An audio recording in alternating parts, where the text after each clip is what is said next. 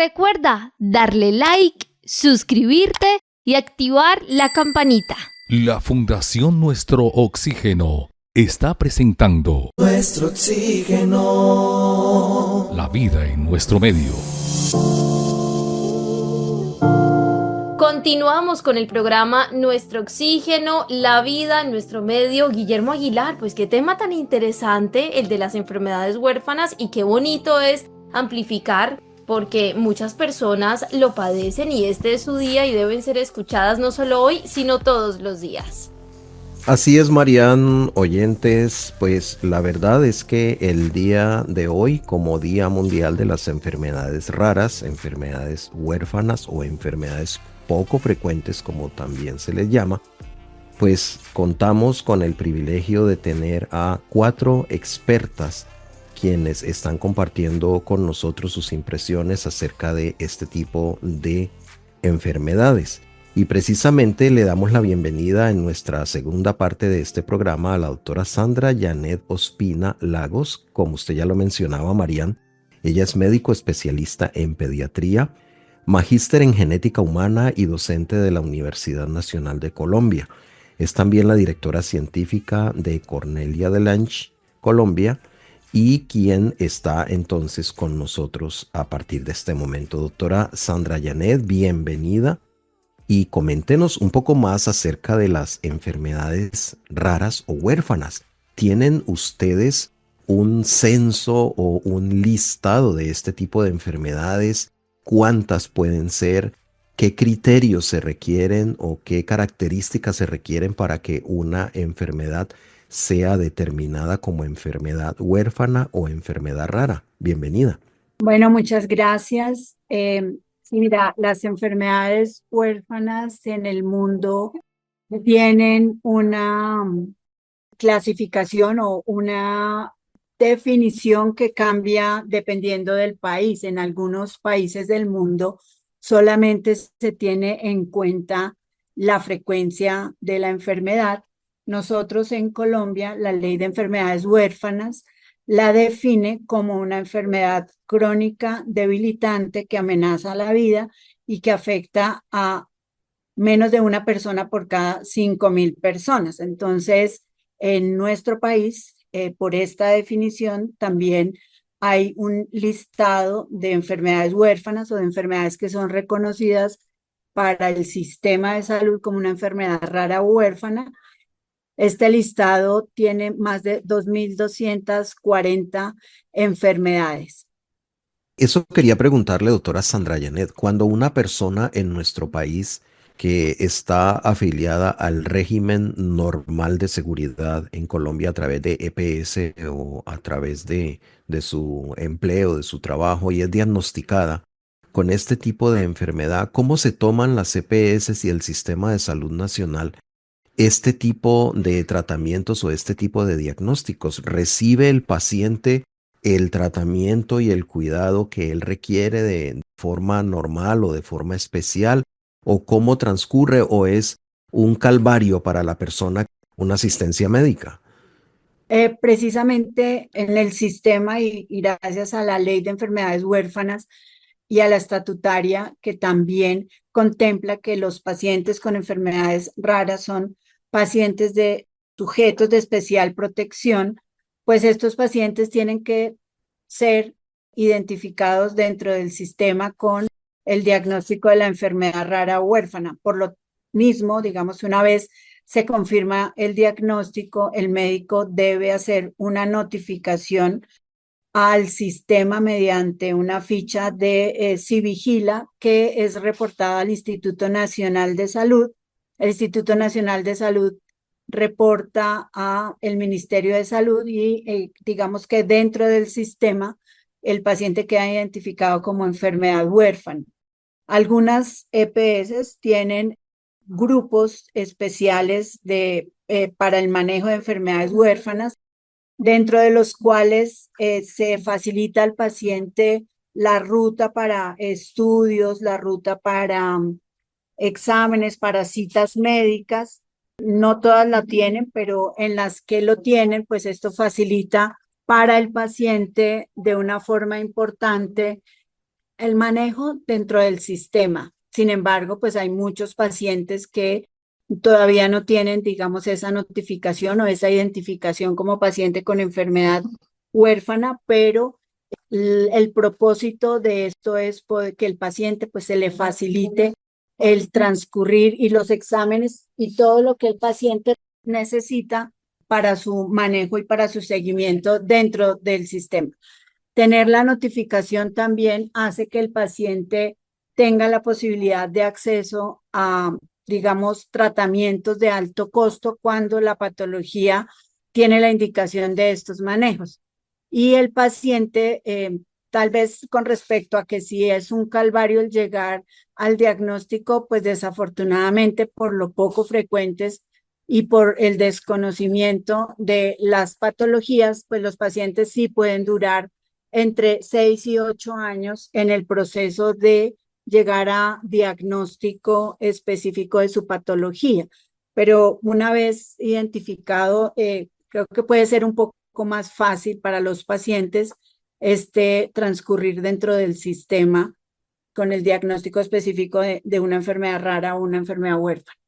Doctora Sandra Janet, ¿qué aspectos considera usted que son fundamentales para la formación de nuevos médicos precisamente en el abordaje de enfermedades genéticas? Principalmente que los médicos en la formación de pregrado de medicina puedan recibir la cátedra de genética y dentro de esta cátedra de genética que pues algunas facultades de medicina la desarrollan, otras no, no solamente digamos que los aspectos básicos, sino que también pudieran ser incluidos dentro del pensum académico lo que es las enfermedades huérfanas precisamente y enfocado tal vez en las principales enfermedades que tiene el país para que los médicos más tempranamente pudieran diagnosticar a los pacientes. Y esto en pregrado, pero pues en posgrado, es decir, en las especialidades no estamos tampoco tan diferente porque la mayoría de las especialidades médicas no tienen, por ejemplo, una profundización en genética y todas las especialidades son transversales a la genética o todas las especialidades tienen enfermedades que tienen una causa genética y que dentro de esas enfermedades también hay enfermedades raras. Entonces, pues nos falta como aún profundizar en educación e insistir en que tanto en la formación de médicos en pregrado como en posgrado tengan una formación de genética. Doctora Marcela, cuéntenos un poquito acerca de eventos académicos que se realicen en marco a este día tan especial, dedicado precisamente a las enfermedades huérfanas, a las enfermedades raras. Y realmente existen alrededor de este día muchos entes institucionales que hacen diversos eventos académicos. Las fundaciones de pacientes es usual que también tengan algunas jornadas. También, por ejemplo, el domingo pasado estuvo la celebración para pacientes y familias del Día de las Enfermedades Raras, liderada por las fundaciones de pacientes que se hace anualmente. Los últimos años ha sido en el Parque de los Novios. No es un evento académico, pero sí es un evento pues en conmemoración de este día. Entonces, usualmente durante todo el mes y especialmente la última semana, se pueden encontrar diversos eventos académicos de fundaciones de pacientes, asociaciones científicas e incluso instituciones EPS, IPS que hacen estos eventos académicos. En este momento, la Asociación Colombiana de Genética Humana está respaldando el simposio de enfermedades raras que está realizando la Fundación Cardiovascular de Bucaramanga.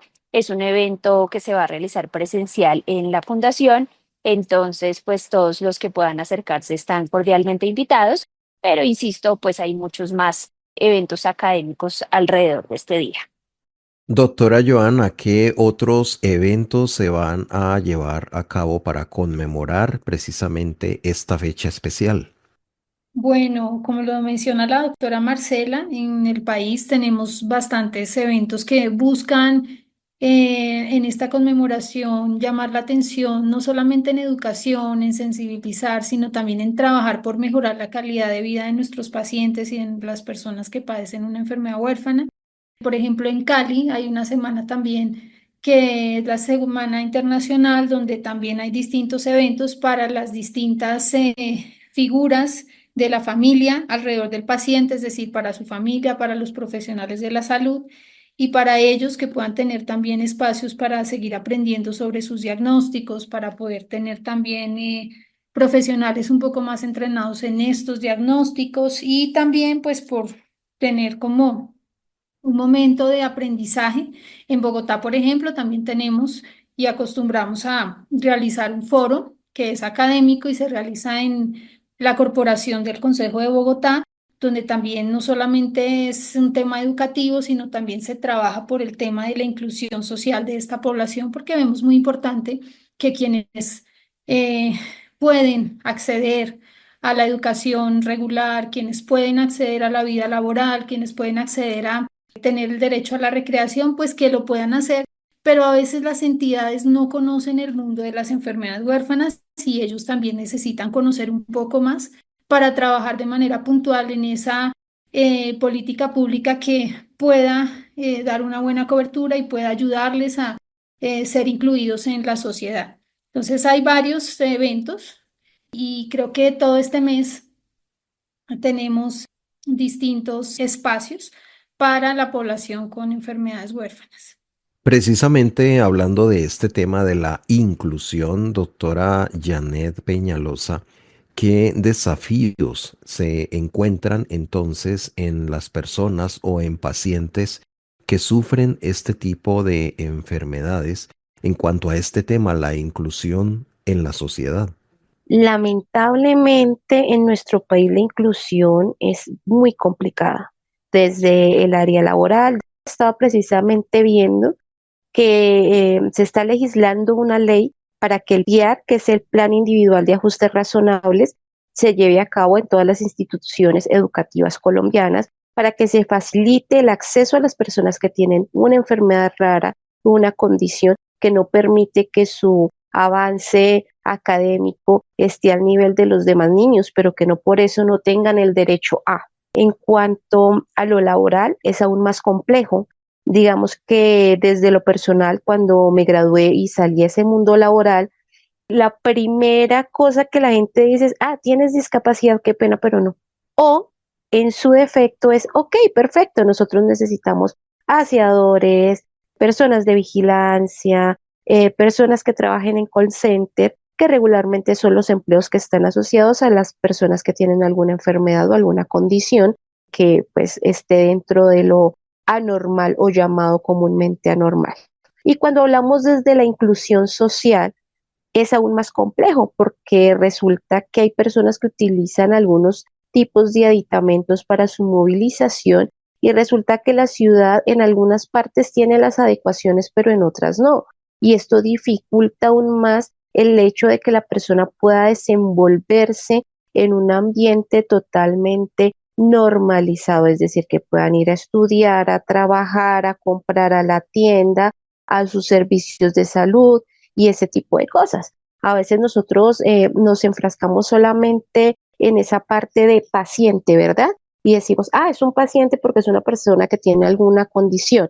Y resulta que saliéndonos de ese entorno, las personas que tenemos una enfermedad rara, no todo el tiempo, no 24/7 estamos en el ala hospitalaria, sino que también compramos en tienda, tenemos necesidades educativas, laborales y sociales que tienen barreras que son supremamente complicadas de sortear. Con mensajes positivos hacemos la diferencia. Nuestro oxígeno, la otra radio. Doctora Janet, surge una curiosidad al tocar estos temas sobre las enfermedades raras. ¿Hay algún tipo de enfermedad, por ejemplo, que sea característica de cierta región en el mundo o de cierta etnia, única y exclusivamente de ese sector y que no se dé en otras partes del mundo? Por ejemplo, una enfermedad que se localice solamente en África o en Asia y que en América no exista.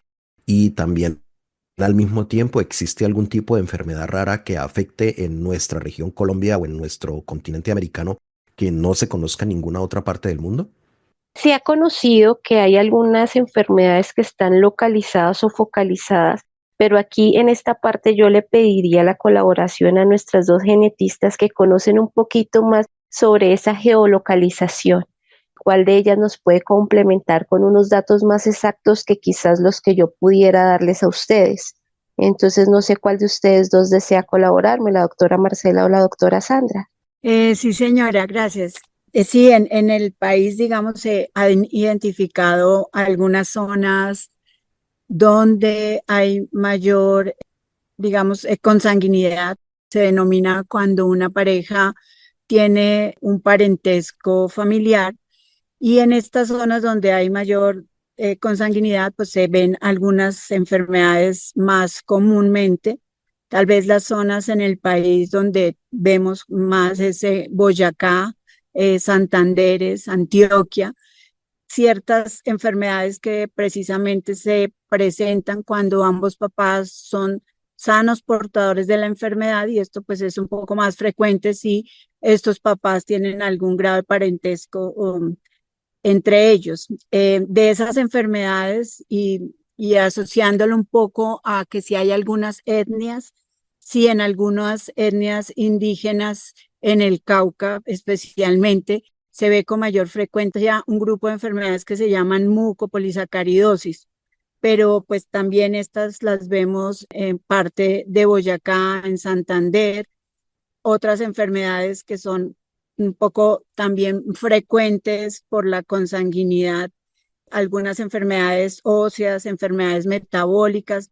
Hay más de 8.000 enfermedades raras, entonces es difícil mencionar solamente un grupo de enfermedades, pero lo que sí podemos decir es en algunas zonas del país donde es frecuente este tipo de enfermedades, incluyendo pues también, digamos, esas grupos étnicos apartados que también tienen alta consanguinidad, como indígenas en el Cauca, hemos visto pues más frecuente este tipo de enfermedades. No sé si la doctora Marcelita quiere agregar algo más. Y si va a agregar algo más la doctora Marcela, aprovechamos nosotros también para preguntarle cómo se accede a la consejería genética. Realmente estoy completamente de acuerdo con la respuesta de la doctora Sandra Ospina y digamos que hay enfermedades, como mencionaba al principio, que son tan poco frecuentes que han habido solo uno o dos casos a nivel mundial. Entonces, reconocer dónde fueron descritos esos casos, pues es un poco difícil, pero sí hay casos en los que se han descrito individuos en un solo lugar del mundo. Con respecto a la consulta de asesoramiento genético, pues aquí en Colombia las hacemos los médicos genetistas a través de los sistemas de seguro social, de la EPS, pues se puede acceder una vez el médico tratante, sea el médico general, el pediatra o el especialista, lo remita a genética y por supuesto también, digamos, en el sistema de consulta particular podrían consultar con un médico genetista que pueda llevar a cabo este asesoramiento genético que incluye, por un lado, pues toda la educación sobre la historia natural de la enfermedad, es decir, en qué consiste esa condición que acabamos de diagnosticar, qué es lo que se espera que puede ocurrir dentro del marco de ese diagnóstico. Y también muy importante dentro del asesoramiento genético es identificar cuáles son los riesgos o la probabilidad de que la enfermedad vuelva a ocurrir en otros miembros de la familia. Como se mencionaba antes, hay enfermedades, por ejemplo, en que los padres son sanos, no hay antecedentes familiares, pero al ser los padres portadores silenciosos de la enfermedad, sus hijos pueden tener un riesgo incrementado de desarrollarla. O hay otro grupo de enfermedades conocidas como dominantes, que son enfermedades que sí se pueden heredar de padres afectados a sus hijos. Entonces es importante conocer cada diagnóstico de manera específica y en esa consulta de asesoramiento genético explicar un poco cuáles son esas probabilidades de que la enfermedad recurra en la familia, quiénes dentro de la familia podrían estar en riesgo y entonces definir si se requieren o no pruebas genéticas adicionales en la familia y esto pues debe analizarse de manera individual y particular en cada caso. Joana Mendivelso, cuéntenos usted qué eventos hay preparados hoy en las ciudades principales. Es un día muy especial, pero también qué se espera que de este tema no se hable solo hoy, sino todos los días del año. Háblenos un poquito de esa campaña de sensibilización respecto a este tema. Bueno, pues digamos que el día marco o el día de impacto mundial es el último día de febrero que todas las organizaciones nos unimos o algunas por su parte lo van haciendo, pero durante el año digamos que existen los días conmemorativos de cada diagnóstico específicamente. Por ejemplo, Cornelia de Lange tiene el Día Mundial de específicamente este síndrome que busca concientizar y que busca como llamar la atención en el sentido de investigación, en el sentido de inclusión, el segundo sábado de mayo. Y así vemos que cada uno de los diagnósticos, pues algunos que se han trabajado, que tienen bastante activismo a nivel internacional, pues también tienen un día conmemorativo y en el marco de ese día se realizan actividades que también buscan ir visibilizando de la manera correcta a toda nuestra población.